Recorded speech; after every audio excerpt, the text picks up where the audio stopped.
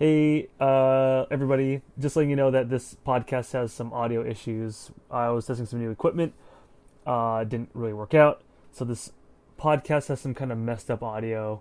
Uh, anyway, please, if bear with it if you can and enjoy the podcast. Ladies and gentlemen, welcome to Anson and Paul's Big Movie Podcast. I'm Anson Chan. I'm Paul Morgan. And today we're reviewing Hail Caesar and the Suicide Squad. Paul, what do we want to start with?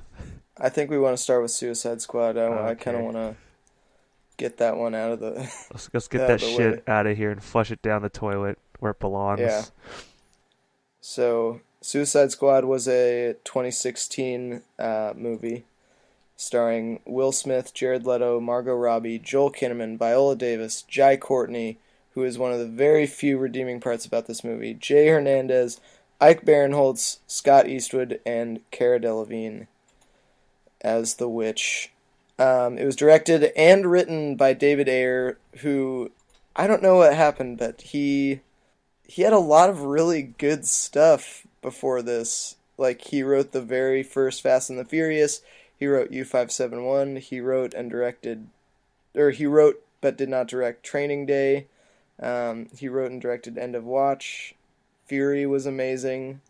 I actually talked to a number of historians about Fury. They said the tank battles were extremely accurate.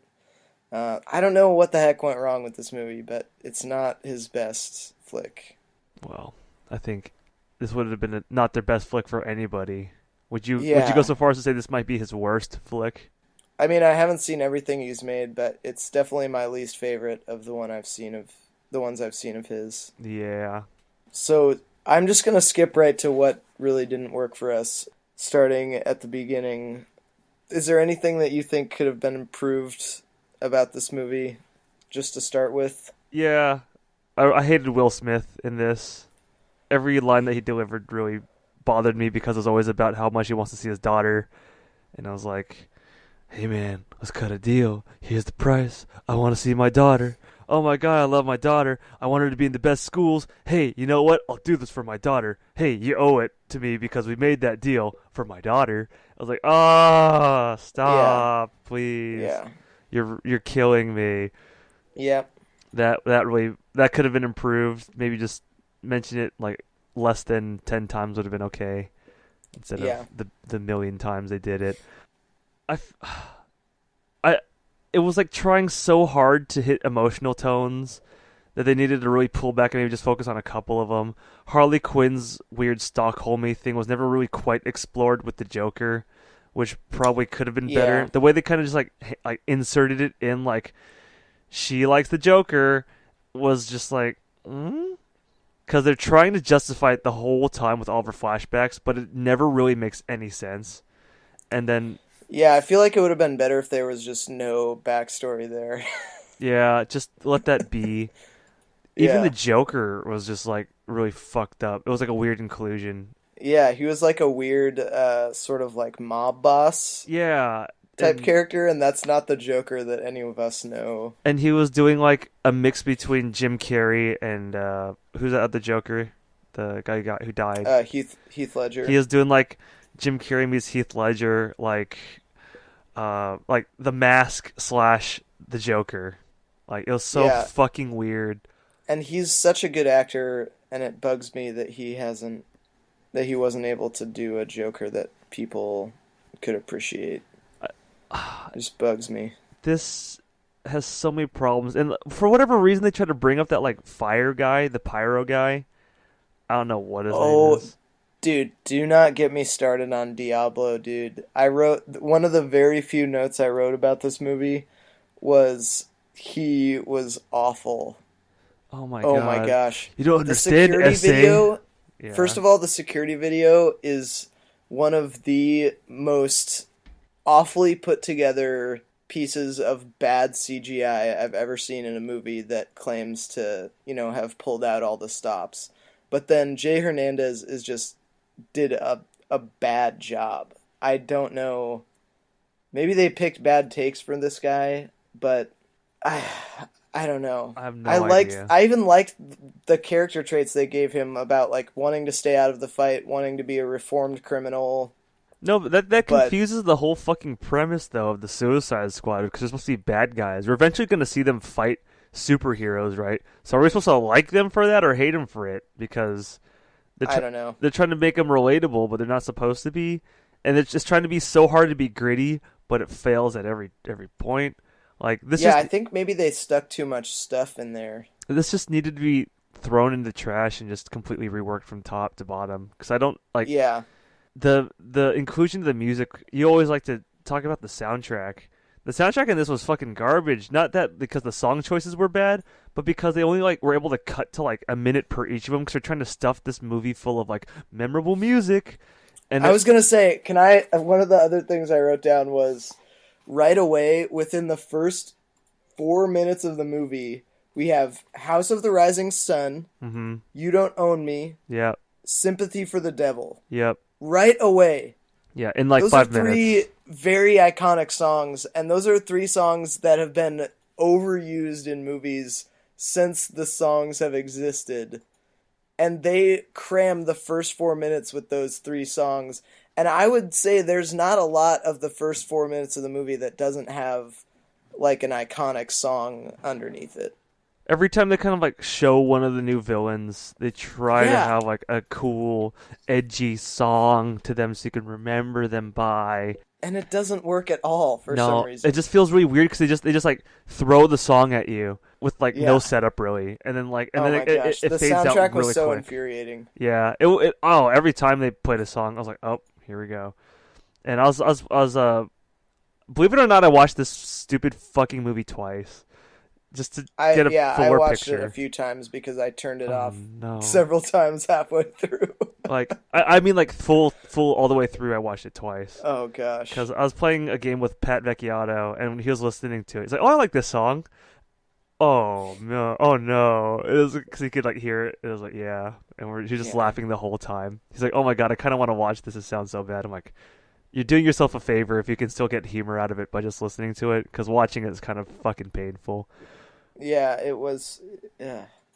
So let's talk about what else was painful. I wanted to talk about how jolty that kind of jolty editing that they do whenever they're talking about the Joker or Harley Quinn, that kind of like horror movie editing. It feels like You know what I'm talking like about? Superman versus Batman editing.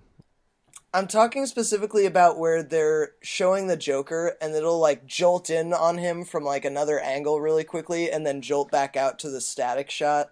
Do you know what I'm talking about? Oh, I must not have got that. It's something they do in horror movies a lot to like kind of scare you. Like you'll see someone walking down the hall like on all fours or something, it'll jolt in for a second, like kind of wobble, and then it'll jolt back out. See, I don't They watch a did lot of that horror. every time the Joker or Harley Quinn was doing a flashback type scene, and it was almost like they were hitting you over the head with like, these guys are really crazy. Yeah, And oh my gosh, it was so upsetting. yeah. I think by then I was just pretty inoculated by the bad editing. You know what I mean? I was noticing it, but it stopped bothering me because, well, it was, I stopped realizing how bad it was because it was just like, it's just more of it. It's just I can't stop seeing this because it's just more of this. Yeah. Oh my gosh.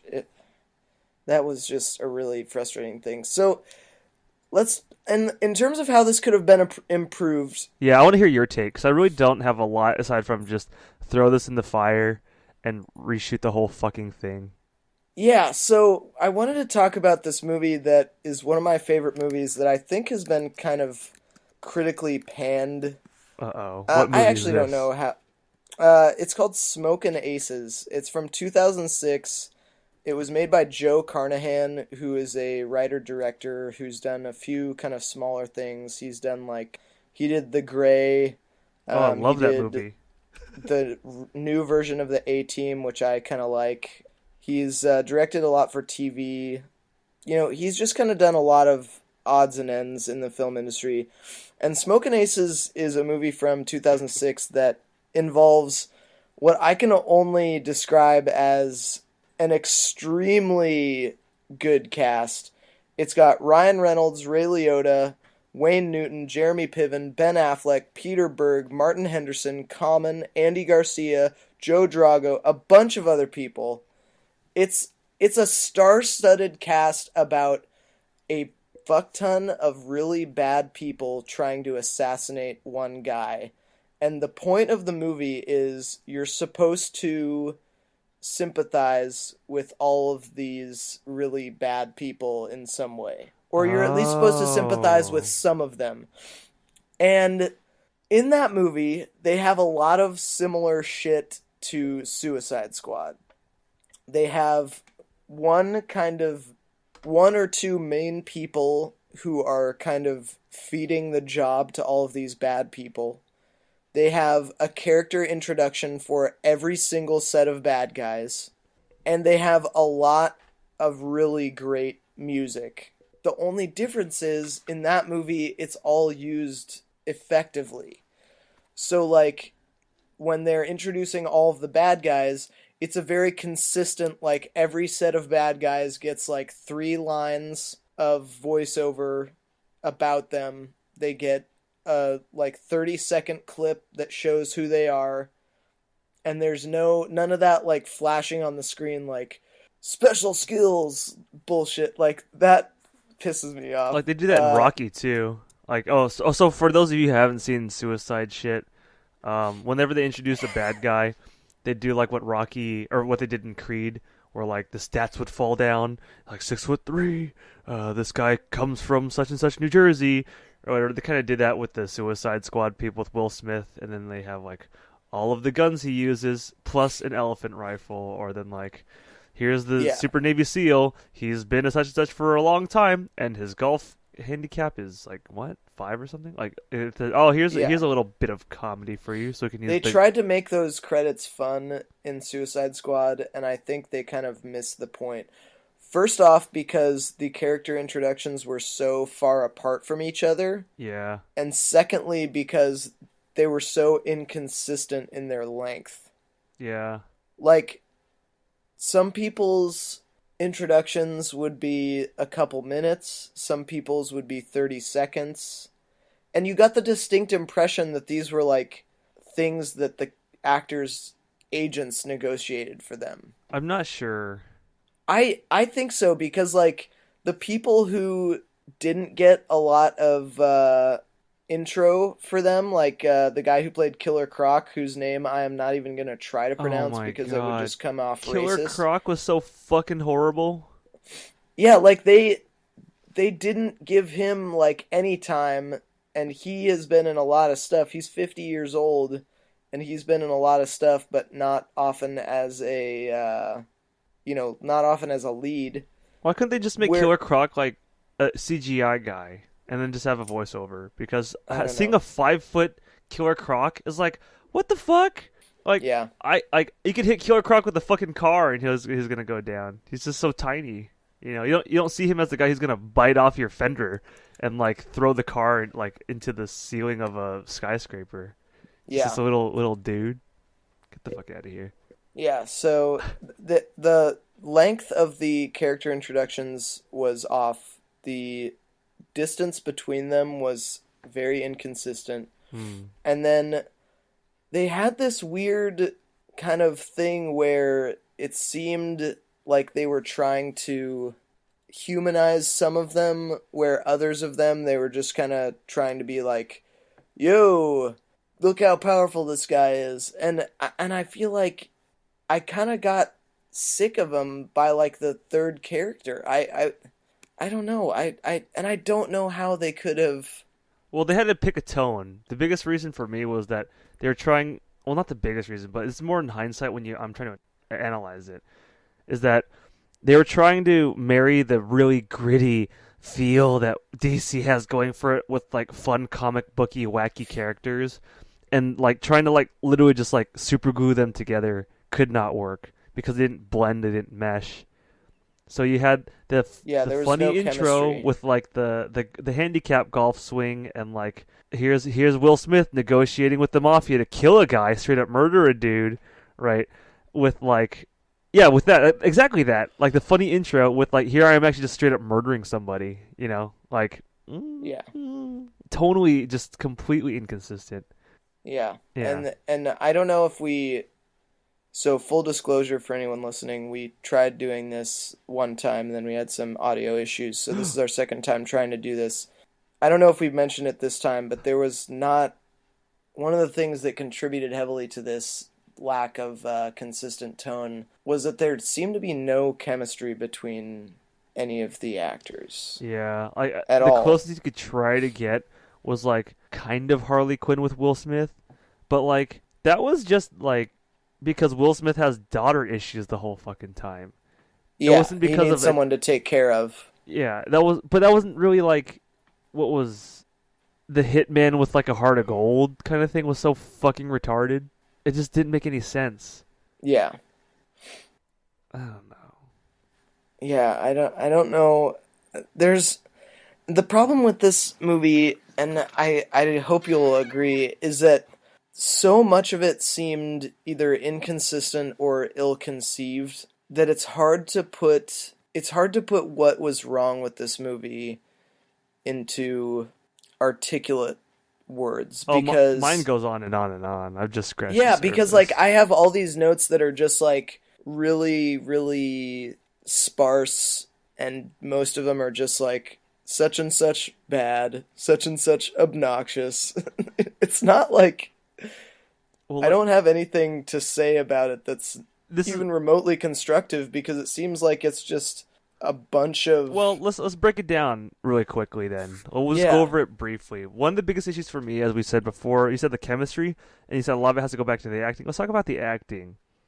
Will Smith, I can see he tried his best, right? But he wasn't given the material to really make it shine. And not to mention, yeah, he had a losing battle. Harley Quinn, losing battle. Viola Davis. Now she had arguably some of the more interesting lines with like her really stupid fucking lines like, "Oh, we caught the hitman who never misses. Where'd you put him? We threw. Let's just say I threw him in a hole and threw away the hole." It's like, oh no. And they had 1,000 of those moments, right?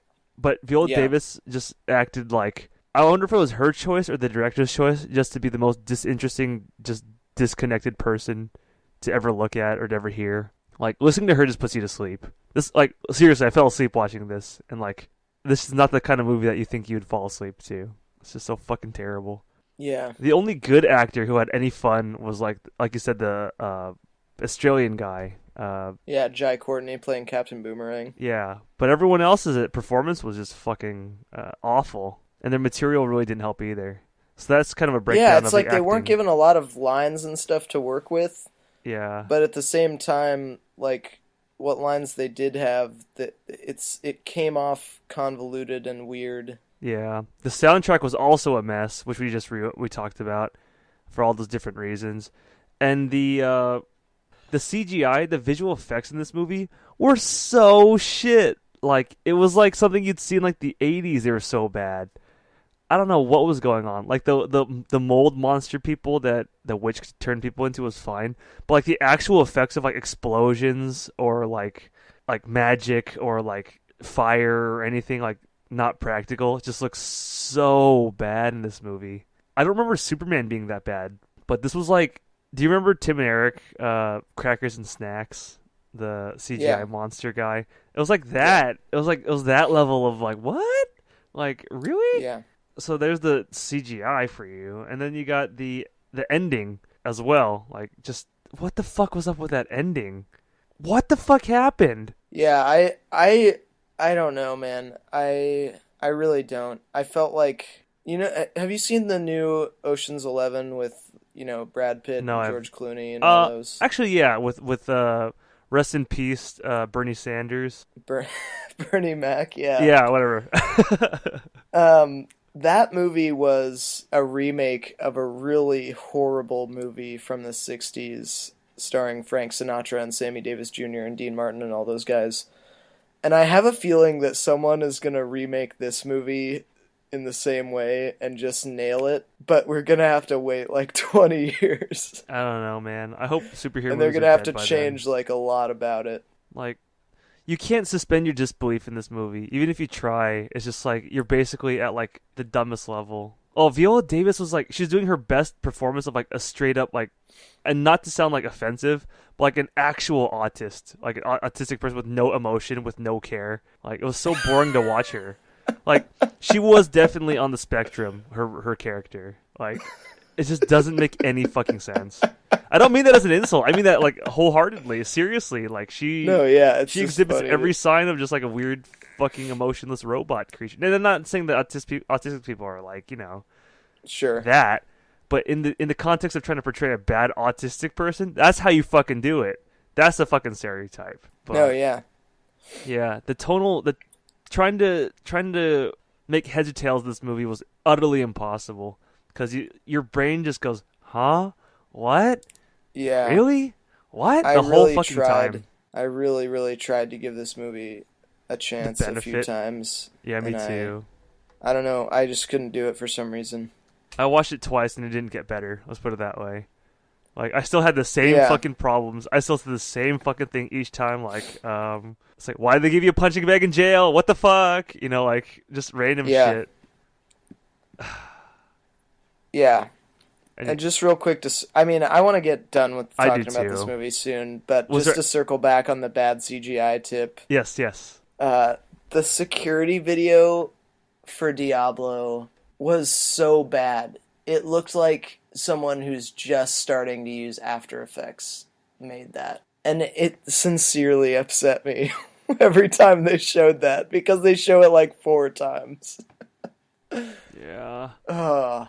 They kept going back to it. No, that's not me, I say. That's not me, man. It's like, that's clearly you. No, he's dead. It's like, oh, okay. Yeah, just something about that did not. Something about it. The fact that it was poorly put together and ham-fistedly like thrown in your face. Yeah. Yeah. Well, was there anything that did work for you, Paul? Was there anything that you did like in this? Oh gosh. Okay, aside from Jai Courtney, which we both agree was good. Yeah, I mean, I liked Jai Courtney, and I liked the guy he played. And this is like, I'm stretching to make this compliment here. I occasionally liked Harley Quinn. Occasionally. But it was not most of the time, and I don't know what the heck went wrong there, because ostensibly that role was perfectly cast, but something about it, occasionally I enjoyed her, but mostly not. I'm trying so hard to say something nice. I feel like usually, even with the worst movies, I can say something nice about them, but right now I'm struggling to find the words. I think for me, aside from Jai Courtney's actually fun to watch performance, but mind you now, don't go seeing this movie just to see him do a couple quips, because they're pretty far and few in between. I enjoyed watching these actors hang themselves on screen at certain points. Like it was like to the point where they're so bad they're funny. Yeah. Will Smith, a few Will Smith scenes are just like, really, man. I remember when you used to be a good actor. And that it bears was kind of mentioning that enjoyable. Will Smith has been able to save bad movies with his personality, because, like, for instance, Wild Wild West is a shitty movie, but watching Will Smith in that movie is fun enough that you can make it through the movie. And Yeah. there's other stuff where that's been the case too, but for some reason, Well, they didn't focus enough on him to make him save the movie, I guess. Also, he Yeah. didn't have like I said, the lines to deliver for that kind of saving grace. yeah. It was really funny watching like his really awful daughter act. Like it was so bad. That made me laugh. Like her random Yeah. like bursting out into tears, "Don't shoot Batman, Daddy" thing. I was like, what? Like I just kind of was like laughing at that. Watching Slipknot getting his face blown off was pretty entertaining. Oh yeah, that was pretty funny. Like that's like the one time they hit the tone right in this movie, when they were going for that like black humor moment, and it worked. Oh my gosh, yeah. And I think that's the only things that really worked for me in this. Like, Yeah, and that's I like a negative. forgot how really. much I really enjoyed when Slipknot got his head blown off, Yeah. because he was in the movie for like 5 minutes. Yeah, and they then literally he just was introduced him immediately as the dead. man who can climb anything, and then that was it. Yeah. So you should have just kind of known he was a red shirt, and was gonna die. Yeah, Can I say one more thing about this horrible fucking movie before we move on? Yeah, say all you want, man. The fucking stereotypes in this movie had me pissed. Like, I'm not asking. I live in the underground. Yo, just tourists. Like they try to make him like super duper black. Yeah. Mister Mexican hard ass. The Japanese stereotype. Oh my god. Oh, the lady with the samurai sword. Oh my fucking god, dude. Like, just like I was just like, oh Ooh. no, no, Ooh, stop. child. Yeah, dude. Like she's all like dishonoring her family shit. I was like, oh Yeah. man, come on. It was hard to watch. It's like, what do you want, hun? You want some sake? Oh god. Whiskey. And it's like that's supposed to be like a funny moment, and you just go, oh god. It's just like, Yeah. oh no. Anyway, That's the thing about when you don't have chemistry in a cast is that moments that were intended in the script to have even any semblance of humor about them will just fall so flat, and then you feel so bad for them. and then like there's the one scene where I must talk about this Asian girl one more time. It's Oh, like, go for it, because she oh, was one of the most ham-fisted characters. fuck yeah. It's like, let me see, like, Harley Quinn's doing her fucking psychoanalyst thing that just felt so fucking weird. Yeah. Like a fourth grader wrote this for all the different characters. Let's see. Now you have daddy issues because daddy wanted a son and you're hiding behind a mask. And then she like takes off her mask and says like, I'm not hiding behind I'm anything. not. Yeah, yeah, exactly. And like, it goes, that was gangsta. Like they try to make that like a reoccurring like line. That was Like, gangsta. shut the fuck Like up. that Oh wasn't my even gosh. gangster. The delivery wasn't gangster. Nothing about that was gangster. Every time they say that, it wasn't actually gangster, and it's like, you're really trying to market this to 10-year-olds, huh? Yeah. Who might be repeating this at recess. Yeah. Oh, that's a great read of this movie. Yeah, Marketed it towards the wrong people. yeah. But Should anyway, have made it PG-13 and wait, what was it rated? I think it's rated R maybe, or it might be PG-13. Hold on, let's see. It should have been R for violence. Oh my god, it was rated PG-13. There's That a makes lot of this fucking gore in this too. so much worse. Maybe that's what the problem was. I don't know. I can't. I actually don't want to speculate on that because I don't think Yeah. it would have been better as an R. I think it would have been better if this was like even more goofy. But Yeah, they needed to either make it more goofy or more serious. Don't try and do both. yeah, this is just a perfect example of what not to do. Yeah. Oh my gosh. All right. Well, I'm done I am talking too. about this one. Would you Hey, recommend Paul. this to anyone? I was about to ask you the same thing. I would not. I would not recommend this, but I would recommend this to 10-year-olds who want to look really fucking edgy on the playground. Paul, would you Oh, recommend this God. movie? I can't say that I would. And I have to Oh. say before we stop talking about this that okay, so when my friends and I saw the announcement of this and we saw the initial picture of the Joker where he's like holding his head back and you can see all his tattoos and shit, I was like, okay, that's not the Joker I'm used to, but let's give him a shot. And all my friends were like, no, Paul, this is gonna be awful. And I was like, no, this is gonna be just fine. And I was wrong. So I Well. just want to apologize to all my friends for that. You heard it here first, folks. Oh, man. Anyways. The next so, movie we're going to talk about is Hail Caesar by the Coen brothers. Yeah. A 2016 movie about the movie industry. George Clooney is held hostage and must be found by Josh Brolin playing Eddie Mannix and I guess Alden Ehrenreich who plays Hobie Doyle, Yeah. the famous Wild West star or whatever. I guess in the meantime, you just explore the day in the life of quote unquote Hollywood people, quote unquote, of the era. And that's my summary. Would you like to add anything to that? No, I think that's a decent summary. So I just want to get this out of the way. The reason I wanted us to watch this is not only because it's a recent movie and we've been trying to do slightly more recent movies in this podcast, but also because after La La Land won all of those Golden Globes, my friend John posted something on Facebook that said Hail Caesar was a much more brilliant ode to Hollywood than La La Land was. And I still haven't seen La La Land, so I'm not shitting on La La Land, but I do remember reading that status and being like, "Oh yeah, I fucking loved Hail Caesar in the theaters," and so it made me want to watch it again. Please let me Reading that, respond to this guy's comment, because La La Land is not trying to be like completely just an ode, as you will, to Hollywood. It's trying to do what they did back then, right? Whereas sure. this one is just kind of like sucking Hollywood's dick. You know what I mean? Like, remember when we used to do this? Remember when a take was this long? Remember when But we they had big also musical numbers? Like, they also kind of shit on Hollywood a lot in this movie, I think, it but was a it was a in a little salt, loving, little pepper. humorous way. Yeah, but La La Land like actually was trying to be, like I said, a Gene Kelly movie. It wasn't trying to spoof it or try to like pay homage to it. It was actually being it, or like trying its very best to be it, right? Yeah, Whereas this was just kind of like, remember this kind of thing. yeah, Like, that's all this was. So completely different. Yeah, this does a better movie of sucking Hollywood's dick, but La La Land's not trying to do that per se.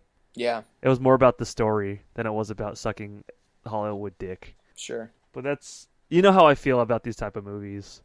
Like, Yeah, just self-satisfying, self-gratifying industry shit. I had a yeah. problem with that in this movie.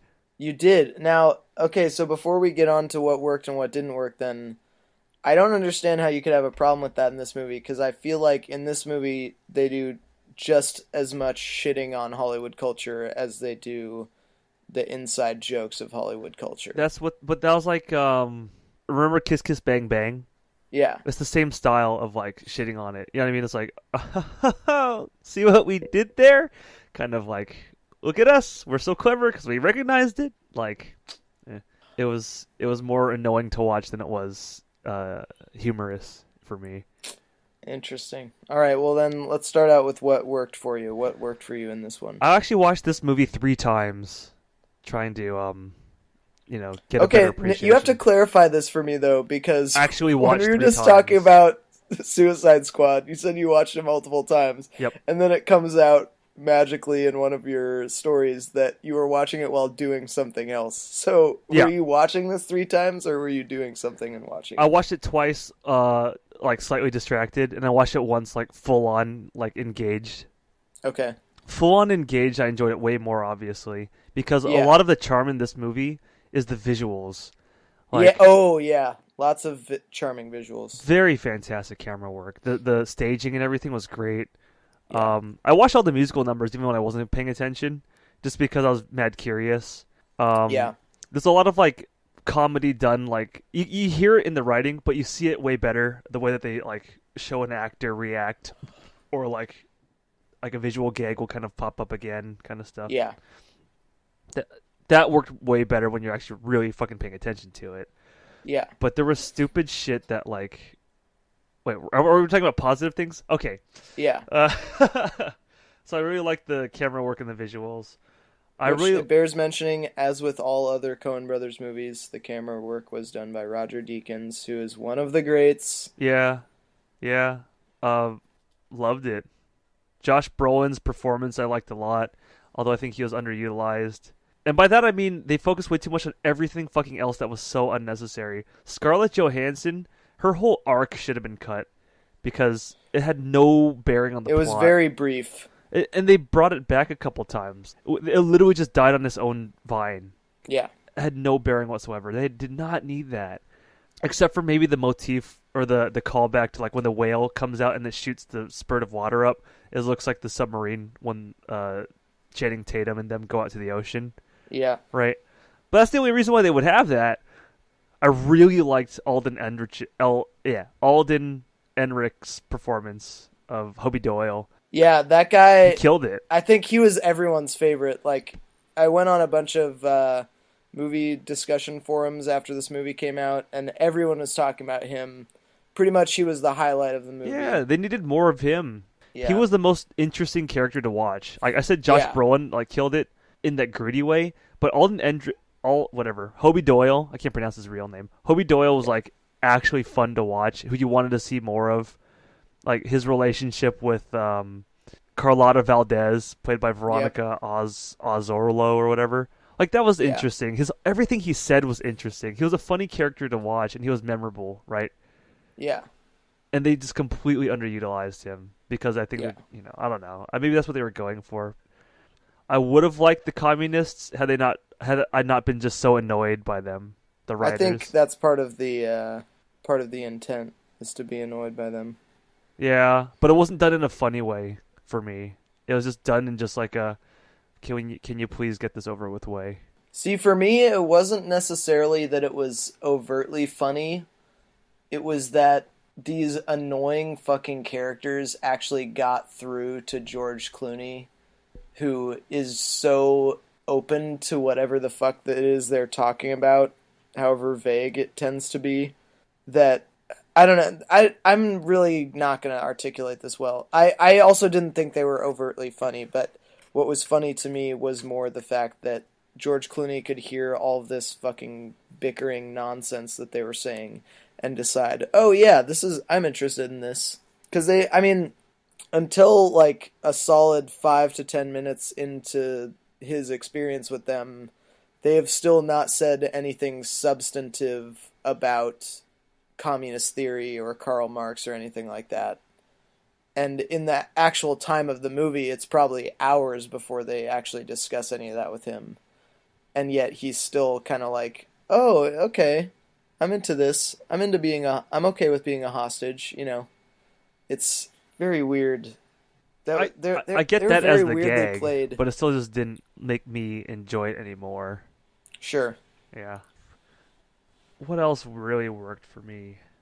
I liked seeing Eddie Mannix's character, or Josh Brolin playing Eddie Mannix. Yeah, him on screen was very interesting. His conflict with God, Yeah. and Yeah. morality.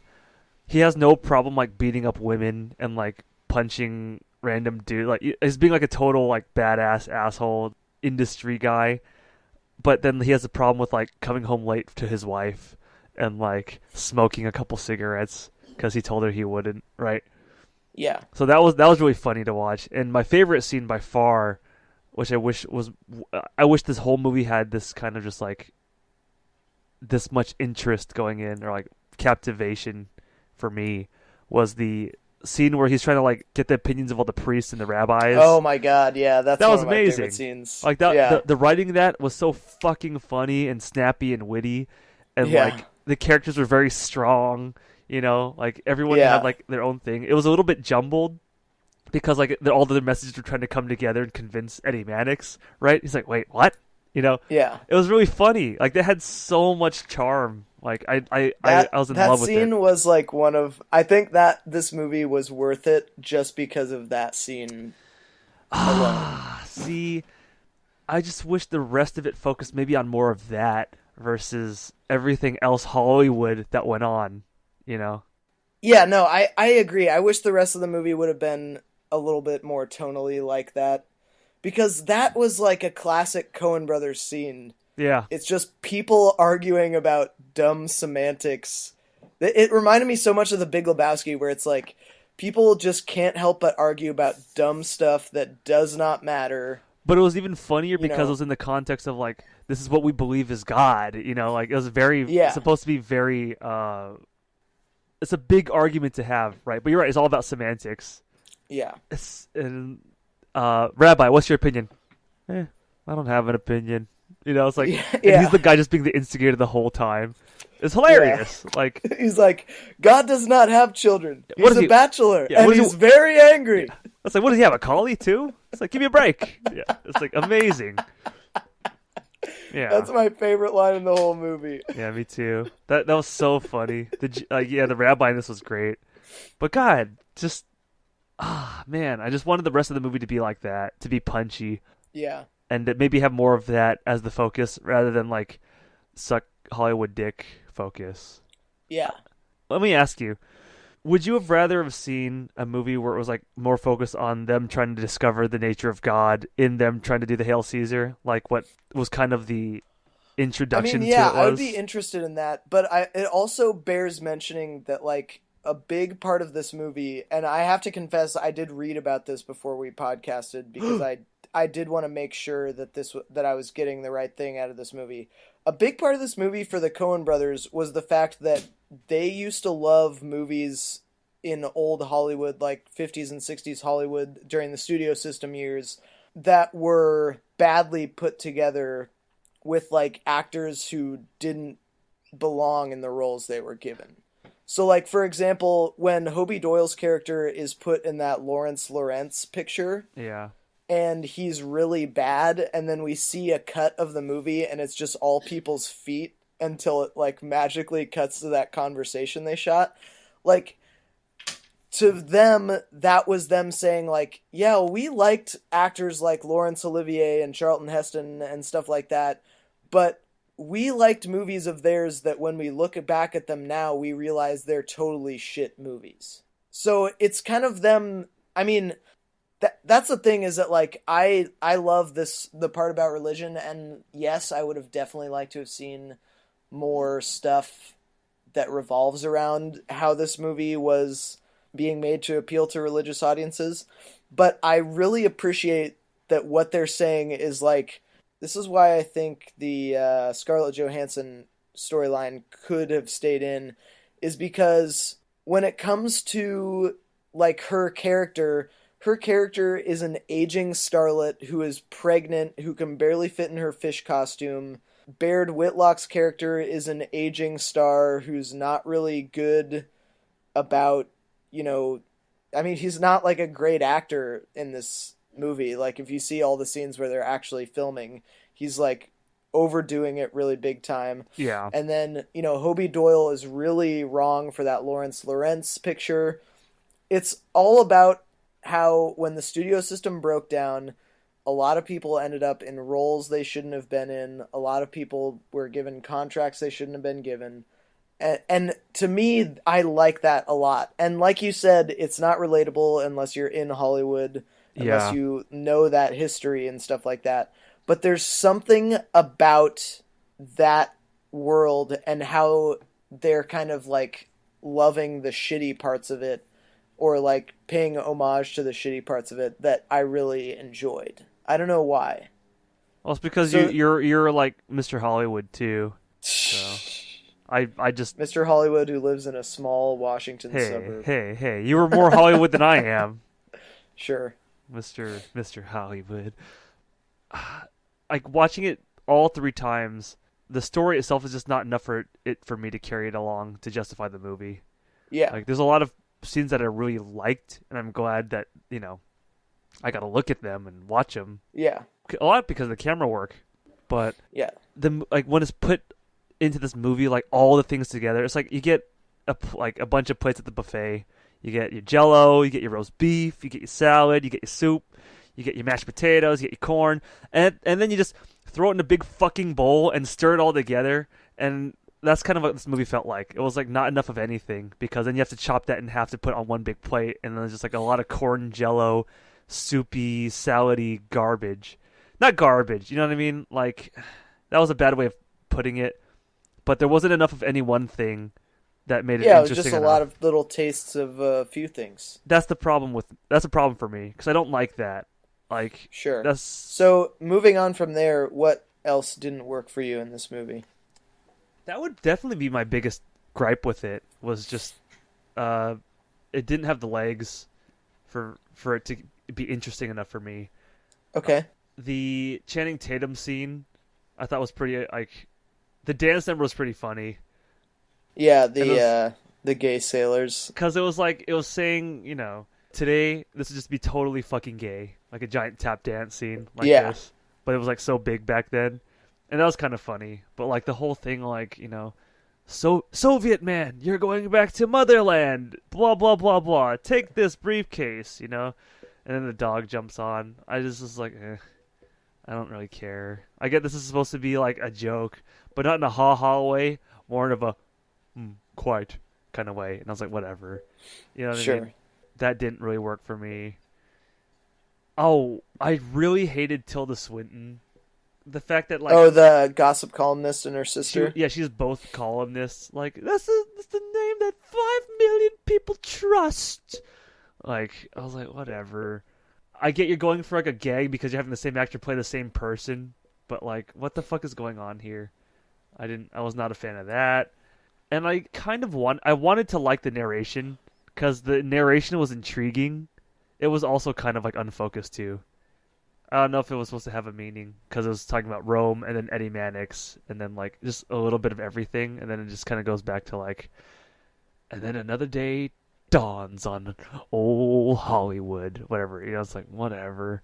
That's the payoff. I'm not really a fan. I had one more thing that I actually like did not really care for, but I can't remember. I got lost in my own rant. Paul, let's talk about this movie as a whole because you're obviously seeing something that I did. My last thing. This movie had the characters that could have been memorable, like the Big Lebowski.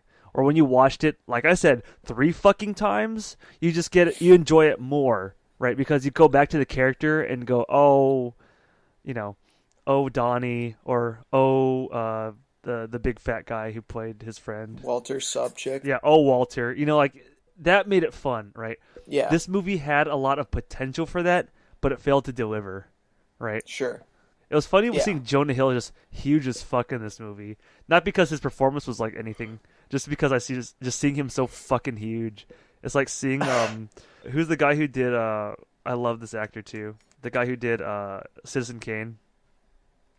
Orson Welles. Orson Welles.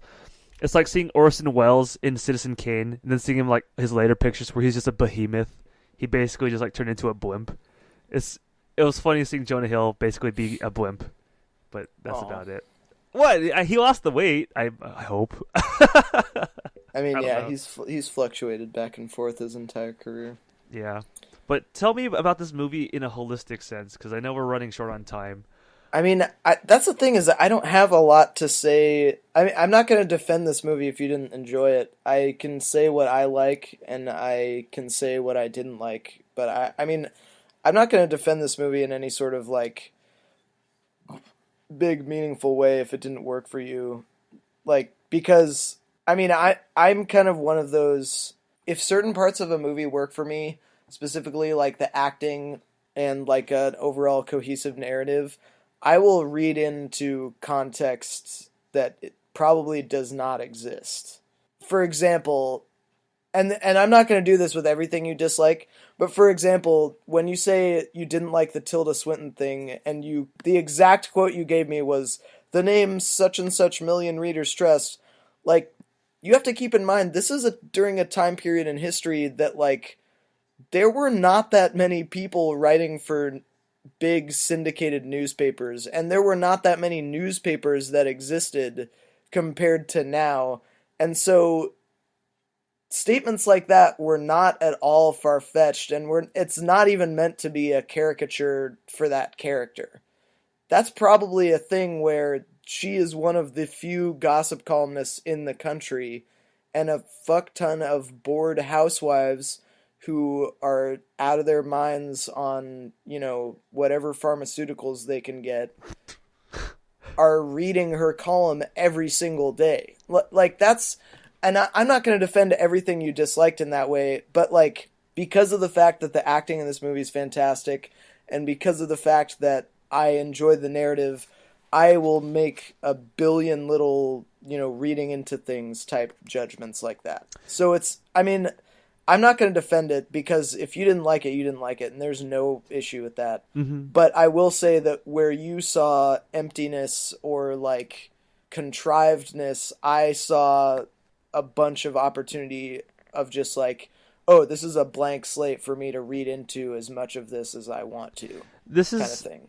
It's interesting that we decided to watch this with Suicide Squad, and you just brought up the actors because there were way too many stars in this fucking movie.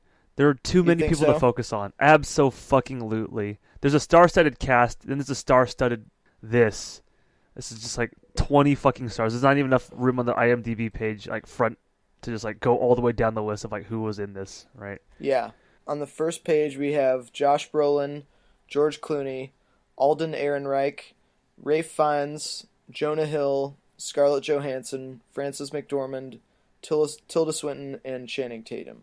And you had the dude who played a very minor role in this, who was in Serious Man. That guy who was a serious man. You know what I'm talking about? The rabbi? Yeah, Fred Melamed. No, not the rabbi, but the dude he was having an affair with, or she was having an affair with. Oh, he plays one of the communist Yeah, writers. yeah, yeah, yeah. Yeah, So yeah. he's even like there's a lot of fucking people in this. Now he's on the back because he didn't have very many speaking lines, right? But he was Yeah, in it. You know what I mean? And he's a big time dude. Just way too many fucking people, and you can't focus on enough of them. sure. I think I've brought this up before. Oh, they had the fucking dude who played Lawrence Lawrence. That Ray guy. Fiennes. Yeah, Ray Fiennes. Dude, that guy, great actor. But anyway, Oh, he's amazing, yeah. do you like Robot Chicken? Yes, and I know a lot of people who have the same sense of humor as me do not like that show. I do not like Robot Chicken. And this movie is, I wouldn't say like Robot Chicken in the most literal way, but in its unfocusedness and just trying to tell like slice of life here, there, like Sure. and have a moment here, there, where it doesn't really build to anything really, is like Robot Chicken for me, and No, that that's makes one of the sense. reasons why I don't like it. So that's down to taste. So now I can see, like, you know what I mean? Like, Yeah, no, I totally get that. I get why this would be fun. I get why this would be very much likable. But for me, with my just personally, that does not hit home for me.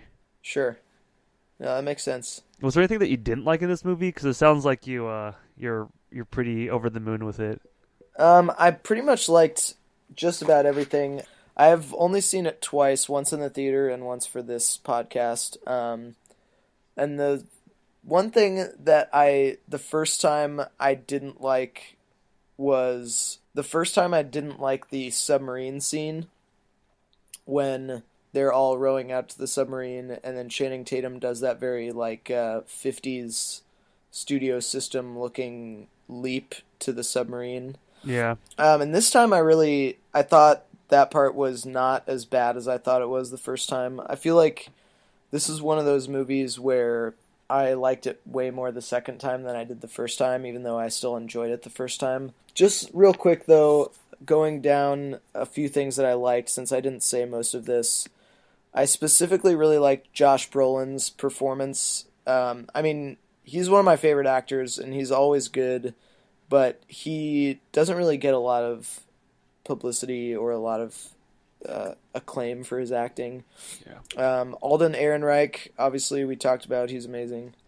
I liked Jonah Hill's character not because of his size, but because I liked how I don't know how to really put this he was without just sounding deadpan. contrived. Yeah, I liked how kind of deadpan and like he would give one like a few word Yeah, answers. I don't know. I really liked unbondedness. that Yeah, because, like you said, I didn't necessarily, except for the context of like these are all supposed to be like actors who are past their prime acting and stuff that's supposed to make them look really good. Other than that context aspect of the movie, I also didn't really think the Scarlett Johansson storyline really needed to be there the whole time. But the fact that he was like the closing point of that storyline, I really appreciated because he was so kind of subtle and playing against his usual character type. yeah. I wrote down a few quotes that I also really liked. Oh, please, Um, please. so there's that one we talked about. God does not have children. He's a bachelor and very angry, that the rabbi says. Yeah. And then this is one of my favorite lines in all of movies. It was said by Rafe Fiennes, and he says, "For 2 decades, the words Lawrence Lawrence presents has meant something to the public." I don't know why, just the cadence of that. And then during the Not a Dame song, when they say, "Not a dame in sight," and Channing Tatum goes, "Can you beat it?" And then the guy behind the bar goes, "You're gonna have to beat it, kid." That just made me laugh. Um, and then when the head communist in the room says to Baird Whitlock, "We're not talking about money, we're talking about economics." I don't know, something about that line just made me laugh because I don't want to put my personal views in the podcast too much, but in my mind, there's a lot of cognitive dissonance involved in being a supporter of the concept of communism, and that quote is very cognitively dissonant. Like, money and economics are very closely related, and you kind of have to be talking about one to be talking about the other, and the fact that he doesn't get that for some reason made me laugh. Only things that I maybe didn't appreciate was I could have maybe made Tilda Swinton's character a single character. Like, I could have done without the sisters thing. I could have reasonably had her be just one columnist Hmm. and still had all the conflict, if that makes sense. No, it does. But yeah, I don't know. I thought this movie was pretty well put together. It's definitely not, in my opinion, the strongest Coen Brothers movie, but it, in my opinion, was a very strong movie. And I think it's one of those movies where the more I read about it, the more I kind of appreciate it. Well, should we go on to recommendations? Yeah. Paul, would you recommend Hail Um, Caesar? I would only really recommend this to really diehard Coen Brothers fans because it's got a lot of their kind of very subtle humor, and it's got it's supposed to be the third in their quote unquote Numbskull trilogy, which includes Oh Brother, Where Art Thou and Intolerable Cruelty. So I think if you're a Coen Brothers fan and you like the lore surrounding them and stuff, I feel like you'd enjoy it. But it's one of those things where I'd ask a lot about someone's taste before I recommended this. You know what I'd say? I'd say, hey, you, are you a big fan of SpongeBob? And they say, yeah. I go, are you a big fan of Mr. Krabs? And they go, yeah. I'm like, you got to see Hail Caesar then, because Mr. Krabs has a few really good speaking lines in this movie. Does he? Yeah, he was George Clooney's right-hand captain in this movie. He's like, I can't think of any of the lines, but he has just a couple of just lines in this movie. Just if you want to go support Mr. Krabs and his money, go see this movie. Oh shit, Clancy Brown. Yep. And then if you like Bill Dauterive from King of the Hill, or the guy from The Office Space who lost his stapler, he's in this movie. I like seeing the little voice actor dudes on screen once in a while. You know what I mean? I'm like, hey, it's Yeah. that guy. You know what I mean? So this movie actually had a lot of fucking people. But only if you're really a huge fan of Mr. Krabs would I recommend seeing this movie. If you want to support his IMDb page. Fair But enough. other than that, I would say, the world will keep turning, and Yeah. you really don't need to see this one. Yeah. Alrighty, well, I guess for this week, I've been Paul Morgan. And I have been Anson Chan. Thanks for listening. All right, take it easy, everybody. Woo.